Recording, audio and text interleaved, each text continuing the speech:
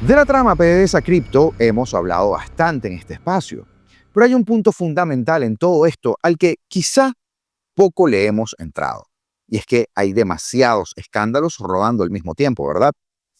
¿Qué implicaciones tiene la monarca en todo esto? ¿Qué esconde Delcy Rodríguez? ¿Hasta dónde puede estar metida? De eso hablaremos un poco hoy, pero también el presidente electo Edmundo González exige elecciones presidenciales libres en Venezuela. Los intereses de la República están por encima de todo, y eso es cierto. Y además, la plataforma unitaria anunció su respaldo a Edmundo González en esa proposición de elecciones presidenciales en Venezuela. Leopoldo López denuncia la destrucción de su casa en nuestro país. No solo se robaron una casa, se apropiaron de un hogar lleno de recuerdos, ha dicho. Y aquí, de verdad, tenemos que revisarnos. Y ya usted me va a entender cuando toque esta noticia. Y la ONG Justicia y Proceso alertó sobre el estado crítico de presos políticos que tienen enfermedades. El régimen buscando estirar la cuerda todo lo que da. Acompáñame a repasar las últimas horas y te las cuento hoy, domingo, 31 de mayo de 2026. Augusto Navarro en tu espacio que lleva por nombre Apolítico. Comenzamos. ¿Quién dice, quién hace y quién decide en este momento en Venezuela es el gobierno de los Estados Unidos? Usted lo sabe. Puede gustar más, puede gustar menos, pero son hechos que son irrebatibles. Partiendo de allí, y no de ningún otro hecho, hay que entender esta noticia por lo que es. Edmundo González se dirigió al país ayer sábado al mediodía, luego de la difusión del Manifiesto de Panamá, que fue firmado por diversos factores de la oposición la semana anterior. En sus redes sociales, el diplomático exigió elecciones presidenciales en Venezuela, que no son poca cosa. Muy simbólico todo esto. A la fecha, soy el último presidente electo de Venezuela. Es el momento de decirles algo que siento como una obligación histórica. Mi compromiso y vocación se mantienen firmes para concretar ese espíritu de cambio y que Venezuela avance en un proceso verdaderamente democrático y verdaderamente libre. Eso significa elecciones presidenciales. Es momento de construir las condiciones para realizar unas elecciones presidenciales que sirvan de instrumento ciudadano para el cambio. Eso significa elecciones presidenciales. Es momento de construir las condiciones para unas elecciones presidenciales, unas elecciones con garantías, sentenció Edmundo. Ahora bien, de la misma manera, sostuvo que antes de cualquier convocatoria deben cumplirse ciertas condiciones en las que todos estamos de acuerdo, condiciones que calificó como fundamentales. Unas elecciones con garantías deben contar con árbitros independientes, un registro electoral representativo de la realidad venezolana, observación nacional e internacional, pluralismo político y acceso a los medios independientes. Y hay algo que va antes de todo eso, condiciones que no son negociables: la libertad de los presos políticos, el fin de la persecución, el respeto a la Constitución y la independencia del poder electoral y del poder judicial. No estoy solo en esta convicción. Hace pocos días, en Panamá, María Corina Machado y las Fuerzas Democráticas de Venezuela se reunieron con un solo propósito: la libertad de Venezuela. Estamos juntos, unidos en la misma hoja de ruta hacia el mismo destino, porque cuando el liderazgo democrático de Venezuela y en coalición apuntan en la misma dirección, esa dirección es un mandato. Reconocer la necesidad de un proceso electoral presidencial, para mí, es honrar la voluntad de todo un pueblo que quiere libertad. Venezuela está por encima de cualquier otra cosa. El mandato del 28 de julio es de Venezuela. Yo soy su custodio, no su dueño, y como custodio, mi compromiso es hacer todo lo que esté en mis manos para que ese mandato se convierta en libertad real, en democracia real, en un futuro que los venezolanos puedan construir en su propia tierra. Nuestro pueblo eligió tener paz, tener democracia y tener libertad, y tiene derecho a que su elección sea honrada. Y yo, mientras tenga voz, voy a defender ese derecho, sin odio, sin violencia, pero sin rendirme. Creo que el anuncio de Edmundo González tiene 3 lecturas simultáneas. Y la más importante no es la que quizás se esté discutiendo en este momento en las redes, porque he visto de todo, de verdad, de todo. La lectura superficial es que Edmundo acaba de aceptar públicamente la tesis de las nuevas elecciones presidenciales. Y eso es lo que genera ruido inmediato, porque inevitablemente algunos sectores interpretan que está renunciando por defecto al mandato del 28 de julio. Pero si uno escucha cuidadosamente el mensaje completo, ocurre exactamente todo lo contrario. Edmundo no está renunciando al 28 de julio, está utilizándolo como fundamento político de todo lo que viene después. ¿Qué quiero decir con esto? Que la frase, por ejemplo, más importante de todo el mensaje, quizás sea no cuando habla de elecciones, sino cuando afirma, a la fecha, soy el último presidente electo de Venezuela. Y cuando agrega que el mandato del 28 de julio es de Venezuela y él apenas es su custodio. Y eso es importante. Además, es jurídicamente y políticamente muy distinto a ese primer argumento, porque lo que está diciendo es que la legitimidad que se obtuvo el 28 de julio sigue existiendo, pero que el interés nacional está por encima de la reivindicación personal de él de un cargo. Y eso precisamente conecta discretamente con el Manifiesto de Panamá, presentado apenas hace unos días, y ya hablamos de esto en otros programas. Pero la segunda lectura quizás sea un poco más estratégica, por decirlo de alguna manera, porque hasta hace apenas semanas la discusión giraba alrededor de la estabilización económica, de los acuerdos petroleros, de la reapertura financiera, de la inversión en las minas, de la relación entre Washington y el gobierno de Delcy Rodríguez. Usted me entiende lo de gobierno. Y el riesgo de esa conversación para la oposición era bastante evidente, que la estabilización terminara convirtiéndose en el destino final de nuestro país, que la fase económica absorbiera a la fase política, lo cual sería un craso error, que el país comenzara sin querer a normalizar una transición indefinida, sin fecha electoral. Y lo que hace María Corina y Edmundo esta semana, que está terminando hoy, es volver a colocar el reloj electoral sobre la mesa. Porque no están discutiendo precisamente gobernaciones, y usted lo sabe. Tampoco están discutiendo alcaldías, mucho menos pensar en eso. No están además discutiendo reformas graduales de la vida de nuestro país. Están precisamente hablando de las elecciones presidenciales. Y punto. Ese sí es un punto. Y eso es una diferencia enorme. Pero hay una tercera lectura, les decía, y es probablemente la más sofisticada, si lo podemos ver de alguna manera. Porque el mensaje parece dirigido tanto a nuestro país como a Washington. Y es que durante meses la administración de Trump ha venido hablando una y otra vez de la estrategia de 3 etapas: estabilización, desmontaje de estructuras represivas o reinstitucionalización, y luego democratización, elecciones libres.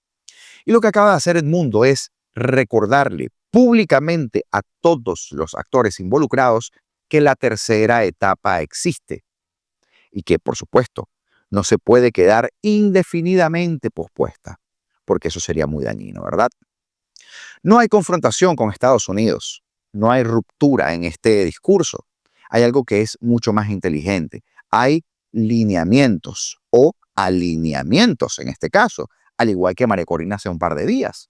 Pero también hay presión, porque cuando Edmundo habla de elecciones presidenciales con observación internacional, importantísimo, con nuevo árbitro electoral, igual de importante, la liberación de los presos políticos o el retorno seguro de los exiliados, está describiendo exactamente el tipo de transición que Washington ha dicho que está buscando para Venezuela desde el principio. Así lo han dicho. Ahora bien, ¿cuál parece ser el pulso de la opinión pública? He ahí el problema. Lo que se observa en las redes y en los espacios de discusión política es una reacción dividida, pero no necesariamente fracturada. Hay un grupo que sigue emocionalmente anclado al 28 de julio y que interpreta cualquier referencia a nuevas elecciones como una especie de concesión. Pero es que todo el panorama cambió. Y es que además existe otro sector que entiende que la realidad política cambió completamente después del 3 de enero y que la discusión actual no es quién ganó en 2024, porque para ellos eso ya está resuelto, sino cómo se construye una salida o una entrada democrática verificable y estable, porque no se pudo cobrar en ese momento. Lo interesante es que incluso quienes expresan incomodidad con la idea de repetir elecciones, la crítica rara vez se dirige en contra de María Corina. Y allí está el punto, ¿verdad? Y eso revela algo sumamente importante. Porque la confianza estratégica en el liderazgo de María Corina, y hablo de números, no de gustos particulares, de la masa, esa confianza permanece extraordinariamente alta. Mi lectura es que estamos viendo una transición discursiva ahora muy calculada. Porque, insisto, hasta hace unos meses la narrativa era ganamos las elecciones una y otra vez. Y ahora la narrativa parece evolucionar hacia ganamos las elecciones, por eso tenemos autoridad moral y política para exigir las próximas. Y esa es la diferencia fundamental en esto. Porque la primera narrativa mira hacia atrás, hacia algo que ya pasó.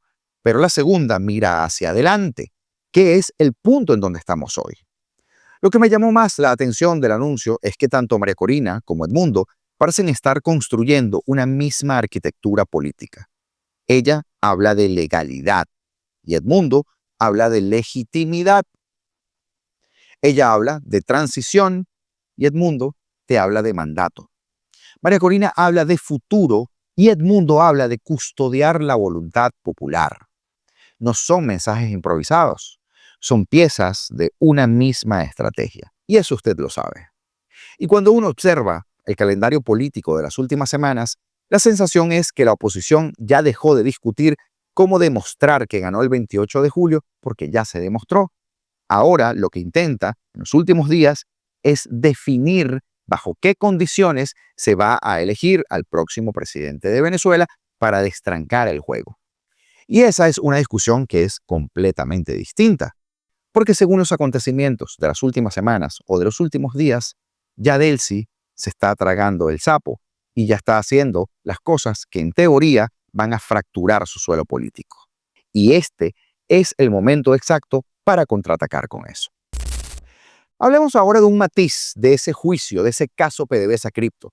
Un juicio que no comenzó como un acto de justicia, sino como una escena cuidadosamente administrada para que el régimen pudiera decidir qué parte del saqueo quieren contarte y qué parte quieren ocultar. Y por supuesto, quiénes serán sacrificados en el altar de la nueva narrativa anticorrupción. Porque cuando un proceso arranca con al menos 58 acusados, luego 61, decenas de abogados privados, militares, empresarios, operadores financieros y un exministro y exvicepresidente reaparecido en silla de ruedas después de más de un año fuera del foco público, uno entiende que esto no ha sido simplemente un expediente judicial, viene siendo una guerra interna disfrazada de juicio. En el centro de esa escena, por supuesto, quizá el nombre más rimbombante sea el de Tarek El Aissami. Ya sabemos bien por qué. El hombre que durante años fue presentado como una de las figuras más poderosas del chavismo, acompañado por nombres como José Lit Ramírez, antiguo jefe de la SUNACRIP, Ubel Roa, exdiputado del aparato oficialista, y el coronel Antonio Pérez Suárez, señalado como uno de los operadores principales dentro de PDVSA, y joyitas como Samarc López, de los últimos en declarar, este empresario históricamente vinculado al entorno de Tarek El Aissami. Todos ellos forman parte de la misma trama que, según la Fiscalía, había drenado hasta 23.000 millones de dólares, una cifra brutal que no solo indigna, sino que obliga a sacar cuentas. Y ahí empiezan los problemas para la versión del régimen. Porque si entre 2020 y 2022, el periodo en que se habría desarrollado esta trama de PDVSA Cripto, el presupuesto acumulado de la nación rondó los 26.000 millones de dólares y los ingresos petroleros se estimaron en alrededor de 31.000 millones, entonces, saque cuenta, la cifra esta de 23.000 millones no es un datico más, es una bomba lógica. Estamos diciendo, básicamente, que se robaron casi 88% del presupuesto de esos 3 años. Estamos diciendo que se evaporó cerca del 74% del ingreso petrolero de ese periodo.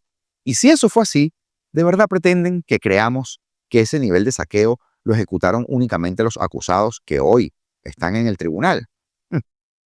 Ese es el punto que el régimen no quiere que se discuta, porque el caso PDVSA Cripto no puede entenderse como una banda de corruptos por allá aislados que un día decidió llevarse un dinero del petróleo. No. Lo que se describe es un esquema paralelo de comercialización de crudo, donde el petróleo se vendía, pero el dinero no entraba al país. Entraba en los bolsillos. Para cubrir huellas, utilizaron criptomonedas, más de un centenar de empresas fachadas, operadores financieros, militares, estructuras creadas precisamente para que esa cajita petrolera funcionara fuera de los canales formales. En otras palabras, no estamos ante una fuga accidental de recursos, sino ante un sistema alternativo de apropiación de nuestro ingreso nacional. ¡Qué belleza!, ¿verdad? Y aquí, por supuesto, aparece el nombre que incomoda en este momento en Miraflores. Algo que incomoda mucho más que el de Tarek El Aissami, Delcy Rodríguez. Porque durante el periodo investigado, Delcy no es que era una ciudadana que estaba por allí, distraída, viendo las noticias en TikTok en su casa, ¿no? Era la vicepresidente de la República, ministro de Finanzas e integrante de la Junta Directiva de PDVSA. Es decir, ella estaba ubicada exactamente en los espacios desde donde se debía detectar que miles de millones de dólares provenientes de la venta del petróleo no ingresaron al Estado. Y si no lo vio, entonces Venezuela seguramente tiene hoy al frente del régimen a una de las personas más ineficientes de la historia republicana, de lo cual sí, el chavismo está lleno, por cierto. Pero, y si lo vio, que usted sabe por dónde van los tiros, la pregunta deja de ser administrativa y se vuelve penal, política e histórica. Y creo que dadas las evidencias de todo lo que hemos visto, ya sabemos cuál es el take, cuál es la versión. Por eso este juicio es tan peligroso para Delcy, porque lo que está en juego no es solamente la suerte judicial de Tarek El Aissami, de Samarc López, de Yoselit Ramírez, no. Lo que está en juicio es la posibilidad de que los acusados comiencen a hablar, producto de un calentón o de lo que sea, y revelen nombres que hasta ahora no han aparecido en el expediente público. De hecho, César Batis, hablamos con él recientemente, lo planteó con mucha claridad. Quienes conocen el caso y a los detenidos sostienen que al entorno actual del poder, especialmente a Delcy, no le conviene que se ventile todo lo que los acusados podrían decir. Solo se ventila, señores, lo que ellos quieren. Pero yo sé que eso no es sorpresa para nadie. Y es que si los acusados hablan, podrían aparecer nombres como Jorge Jiménez, presidente de la Federación Venezolana de Fútbol, y ya yo he hecho esa conexión en este programa, Antonio Luis González Morales, señalados por fuentes del sector petrolero como receptores de los cargamentos para su comercialización, y usted, que ve este canal constantemente, ya conoce a esos personajes. Pero para quienes nos visitan por primera vez, bienvenidos. Vamos a seguir hablando de este caso y a seguir profundizando. Porque ese detalle que les mencionaba es muy clave. Vuelve a conectar la trama con algo que hemos venido denunciando en Apolítico. El chavismo nunca destruye una red de corrupción, simplemente reemplaza a los operadores cuando ya están demasiado quemados. Sale Alex Saab, entra Jorge Jiménez. Así es. Saab cayó y aparece otra generación de intermediarios. El Aissami cae y empiezan a aparecer nombres asociados a nuevos circuitos de negocios, nuevos rostros, nuevos beneficiarios, nuevas rutas. La caja, señores, cambia de mano, pero el método con que se hacen las cosas permanece. Por eso, también son relevantes Alejandro Arroyo y Daniel Uzcategui. Grábese esos nombrecitos. Mencionados como personas cercanas a ese entramado y a Francisco Convit, otro nombre de interés que según lo señalado habría salido del país tras fugarse del SEBIN en 2025 y habían entrado a la cárcel los dos anteriores, Uzcategui y Arroyo, y que además podría tener información importante sobre la arquitectura real del caso. Insisto, sobre Daniel Uzcategui también yo le he dado mucha información en este espacio, información que nadie le ha dado porque es un caso de investigación que yo llevo muy de cerca y desde hace muchos años, más de 14 años. El trasfondo político es todavía más oscuro. La caída de Tarek El Aissami no ocurrió en un vacío moral. No fue que el chavismo un día se despertó, una mañana, indignados contra la corrupción, se miró al espejo y decidió purificarse. Usted sabe que no fue así. Lo que ocurrió fue una disputa de poder dentro de PDVSA. El Aissami y el bloque de los hermanos Rodríguez venían peleando por el control de la gallinita de los huevos de oro y en 2023 los Rodríguez encontraron en Diosdado Cabello un aliado táctico para que el SEBIN actuara contra funcionarios, contra empresarios y contra empleados vinculados entonces al exministro del Petróleo. Y así, lo que hoy presentan como una cruzada anticorrupción tiene toda la pinta de una purga interna, un ajuste de cuentas entre facciones que se disputaban la caja más importante del país, porque cómo no van a pelear por ella, ¿verdad? Y esa es la razón por la que el procedimiento también revela tanto, porque algunos de los detenidos pasaron meses sin contacto con sus familiares. El Aissami y Samarc López estuvieron encarcelados en Fuerte Tiuna, luego trasladados al Rodeo, y solo ahora, años después de que estallara realmente el escándalo, que estalló en marzo de 2023, aparece una audiencia, abogados privados, juramentados, etcétera, etcétera, etcétera.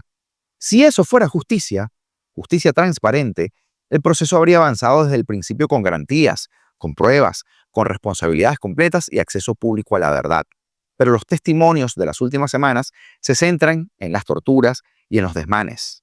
Y es que aquí, en este caso, la verdad se administra por cuotas, porque el régimen no quiere justicia, quiere control narrativo, quiere señalar dentro de su historia quiénes son los malos y quiénes son los buenos, así como Jorge visitando los fondos de Apure, ¿no? Ya usted sabe. Y precisamente ese control narrativo consiste en venderle al país, a usted y a mí, la idea de que el problema era Tarek El Aissami, cuando todo indica que el Aissami era apenas una parte del problema. Porque una trama capaz de mover petróleo, de ocultar pagos, de operar con criptomonedas, de crear empresas fachada y de desaparecer miles de millones de dólares no depende de un solo hombre. Necesita una grandísima protección institucional, silencios cómplices, firmas autorizadas, sobres debajo de la mesa, funcionarios que miren hacia otro lado y beneficios que reciban cargamentos, pagos y contratos sin hacer demasiadas preguntas. La corrupción chavista no funciona como una manzana podrida dentro de una cesta sana. No, la corrupción chavista funciona como una cesta podrida que de vez en cuando sacrifica una manzana para fingir que el problema ya fue resuelto. Por eso es que el caso PDVSA Cripto tiene una dimensión que va mucho más allá del petróleo. Ese caso explica la lógica completa del poder chavista. Opacidad total, cajas paralelas, operadores reemplazables, expedientes, así a dedos, selectivos, y una justicia que aparece solo cuando una facción necesita destruir a la otra facción. Lo mismo se ve en otros espacios del Estado, desde el desastre del Instituto Nacional de Hipódromos y el Potro Álvarez hasta tragedias cotidianas de servicios públicos, de gas doméstico, de cárceles y de regiones abandonadas. Todo responde a la misma cultura política. Agarra lo que puedas, mientras puedas, borra las huellas si es que puedes, y si te descubren, culpa al otro. La pregunta de fondo no es si el Aissami es culpable o inocente dentro de todo este expediente. Sabemos que tiene un grado de culpabilidad. La pregunta real es ¿cuánto sabe el Aissami? ¿Cuánto sabe Samarc López? Que ese sí sabe, por cierto, y mucho. ¿Cuánto saben los operadores militares y los financieros? ¿Y cuánto está dispuesta Delcy Rodríguez a permitir que se diga en el tribunal? Porque si el juicio avanza de verdad, no debería terminar en los 61 acusados iniciales. Debería subir hasta quienes tenían la capacidad de supervisar, de autorizar, de encubrir o de beneficiarse del esquema que drenó estos recursos del país, mientras que los venezolanos sobrevivían sin salarios, sin servicios, sin gasolina, sin electricidad, sin futuro. Al final, PDVSA Cripto no es solo el robo del siglo, es la autopsia de un modelo que convirtió la industria petrolera en un botín, el Estado en una caja negra y la justicia en un instrumento de venganza interna. Y si este juicio realmente sirviera para algo, no debería limitarse a exhibir los caídos de una facción. Debería responder la pregunta que el régimen intenta evitar a toda costa. Si el dinero del petróleo no entraba al país durante años, ¿quiénes lo sabían? ¿Quiénes lo permitieron? ¿Y quiénes se quedaron con la parte que todavía no ha aparecido en el expediente? Y aquí les dejo el plot twist, porque sí, todo gira en torno a Delcy, que, por cierto, tiene una empresa petrolera con Víctor de Aldama, dicha por él, el empresario español que sirvió como puente para la corruptela entre la Moncloa y Miraflores. En ella, Delcy, en Jorge Jiménez, el presidente de la Federación de Fútbol de Venezuela, en Youssef Abou Nassif, el novio o el exnovio de Delcy, y en otro que sabe mucho, está el centro de toda esta trama. Uno que sabe, pero que está con la justicia norteamericana, Alex Saab. Porque en Venezuela el problema nunca fue la falta de petróleo. Eso sabemos que no fue. El problema fue que sobraban los ladrones con el poder suficiente para venderlo como si el petróleo fuera suyo. Y eso era lo que hacía Delcy. ¿Lo van a comprobar? Sí. En España primero. Ahora, hablemos de la barbarie del régimen y de su nuevo capítulo mediático, ¿saben? De los moderados que le acaban de robar la casa. Bueno, no ahorita, pero que salta la noticia del robo de la casa de Leopoldo López. Y quiero dejar algo en claro y muy claro, porque no voy a entrar a evaluar en esta noticia el tema colateral de Leopoldo López. Si gusta más, si gusta menos. Ya esas discusiones las hemos tenido de sobra. Quiero abordar la noticia desde el punto de vista de la noticia y dejando por sentado que quien apoye una ocupación ilegal y un robo a la propiedad privada es tan delincuente como los que lo hacen, porque aquí no todo se vale, señores. Pero dicho esto, yo le aplaudo el gesto a las lacras del régimen. ¿Y saben por qué? Porque es el mejor mensaje que pudieron haberle enviado a los inversionistas que están locos por venir a Venezuela. El respeto absoluto a la propiedad privada. Leopoldo López, señores, denunció este sábado la destrucción de la casa donde vivió con su familia en Venezuela, asegurando que el inmueble fue posteriormente presentado como sede de un programa social para adultos mayores, así como si el régimen no hubiera tenido otro lugar en donde hacerlo. De hecho, piense usted esto, construirlo ahí o ponerlo en funcionamiento ahí está muy lejos de las zonas donde realmente los adultos mayores más lo necesitan, muy lejos. Leopoldo López afirmó que la vivienda cargada de valor familiar y recuerdos personales fue saqueada y parcialmente demolida tras su salida del país, toda una represalia vinculada a sus posiciones políticas. Hoy, la casa la presentan como un programa social, como un programa para la gente de la juventud prolongada, y ha dicho algo más. Quiero decir que yo no tengo absolutamente nada en contra de que hayan programas para la gente de la tercera edad. De hecho, cuando yo fui alcalde, uno de los programas a los que más me dediqué, que le tenía más cariño, era el programa de la juventud prolongada. Ahí están las casas, inauguramos varias casas, nunca se las quitamos ni las robamos a nadie. La dictadura perversamente quiere presentar esto como un acto de justicia, pero el mensaje es claro, pues yo no soy el único. El mensaje es que Delcy Rodríguez, no Maduro, Delcy Rodríguez, expropia, roba. En cada pueblo, en cada rincón de Venezuela hay alguien que le han quitado su casa, su terreno, su fábrica, su industria, sus papeles, sus cuentas. Esto es uno de los temas importantes que va a tener que construir su camino hacia la justicia. Todo lo robado por la dictadura, que ahora incluso lo van a pretender vender, se van a pretender lucrar, va a tener que ser encauzado a sus legítimos dueños. López aseguró que los hechos ocurrieron luego de que hizo su pronunciamiento público en apoyo a las acciones para la salida de Maduro del poder, lo que habría desencadenado el hurto del inmueble.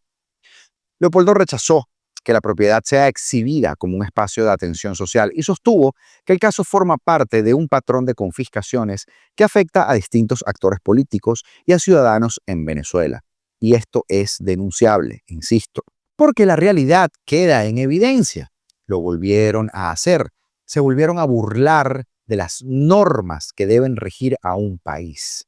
Y como les decía al principio, ¿aplaudo que hayan hecho eso? No.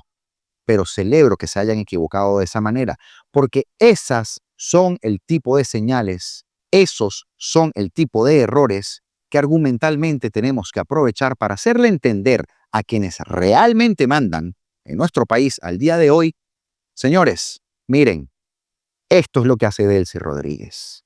Señores inversionistas, miren, esta es la que les dice a ustedes que le va a asegurar la propiedad privada. Y si no aprovechamos estos errores, apaga y vete, porque somos unos pardillos. No dejemos que nos ganen las vísceras en este caso. Usted sabe que yo no soy sospechoso, pero hay que denunciar lo que hay que denunciar. Y eso que acaba de hacer el régimen es un robo. Y el robo nunca está bien, ni de un bando ni del otro.